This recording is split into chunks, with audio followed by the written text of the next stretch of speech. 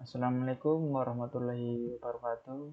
Perkenalkan, nama saya Adika Safiko Ramadan dari kelas D3 Teknik Listrik 3A dengan NIM 18020404021.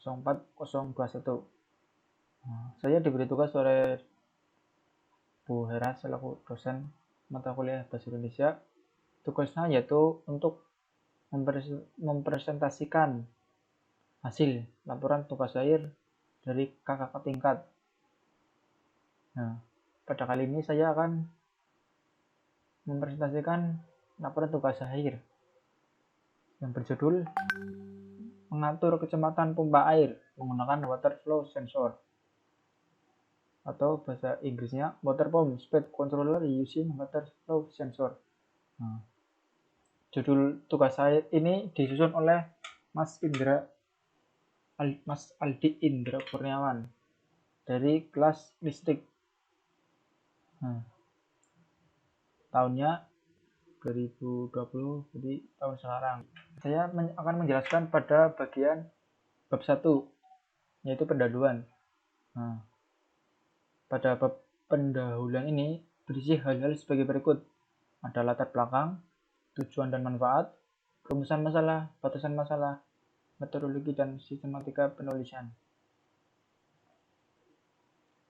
Pada latar belakang. Latar belakang itu berisi argumentasi, alasan penting yang mendorong dikemukakan judul tugas akhir tersebut dengan merujuk dari berbagai sumber pustaka. Sedapat mungkin didukung dengan rata-rata atau pandangan pihak lain untuk menguatkan adanya permasalahan. Yang kedua, tujuan dan manfaat. Menyatakan hal-hal yang ingin dicapai dalam tugas akhir tersebut. Jadi ini intinya manfaat pada tugas hari ini berharap alatnya itu bisa berguna bagi masyarakat dan membuat dampak efek positif atau kegunaan praktis dari hasil TA yang ditunjuk dari berbagai sisi. Rumusan masalah menjabarkan secara jelas permasalahan yang harus diselesaikan dalam mencapai tujuan dalam bahasan tugas akhir. Setiap masalah dalam rumusan masalah diusahakan jawaban atau pemecahnya. Batasan masalah. Batasan masalah yaitu menyatakan hal-hal yang dibatasi dalam pengerjaan tugas akhir, sehingga pembaca dapat memahami sebatas mana pekerjaan dilakukan. Metodologi. Metodologi menyatakan pendekatan atau metode, cara atau langkah-langkah dalam menyelesaikan pengerjaan atau mengatasi permasalahan di dalam tugas akhir ini. Selanjutnya ada sistematika penulis, menyatakan bagaimana struktur buku dibuat dalam dan menjelaskan apa isi tiap bagian yang ditulis. Selanjutnya kita menuju ke intinya pada judul kali ini adalah latar belakang. Pada latar belakang judul ini berisi tentang air dan pompa air, karena air itu adalah kebutuhan sehari-hari pada manusia. Di sini ada tujuan. Dari latar belakang tersebut, tujuan yang ingin dicapai pada penelitian ini adalah sebagai membuat pengatur kecepatan pompa air menggunakan water flow sensor. 2. Mengetahui kecepatan motor pompa air yang diatur. 3. Ada manfaat. Manfaat dari penelitian dan perancangan tugas air ini adalah mengurangi penggunaan daya pada pompa air saat pembukaan keran air tidak penuh dan membutuhkan debit air kecil. 4.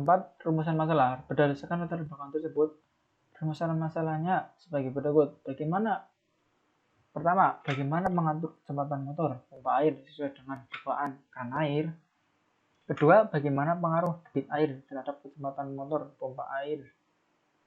Yang kelima, ada batasan masalah. Batasan masalah sebagai berikut. 1. Menggunakan mikrokontroler Arduino Mega 2560. Kedua, parameter yang ditampilkan pada alat ini adalah RPM dan debit air. Ketiga, menggunakan satu keran air. Yang keenam adalah metodologi. Pada metode yang digunakan pada pembuatan tugas air yaitu ada 1. Studi literatur, mencari dan mengumpulkan referensi serta dasar teori mengenai data dan informasi yang berkaitan dengan sistem yang diinginkan. Kedua, perancangan sistem.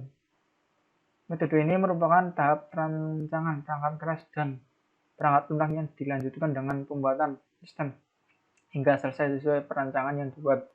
3. Pengujian dan analisis. Menguji alat yang dibuat serta menganalisis hasil dari pengujian alat. 4. Perbaikan alat.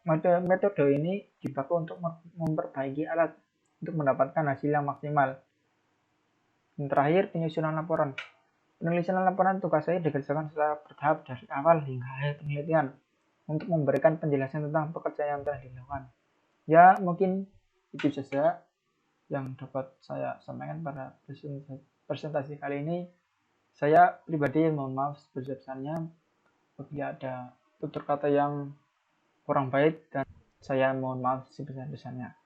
Wassalamualaikum warahmatullahi wabarakatuh.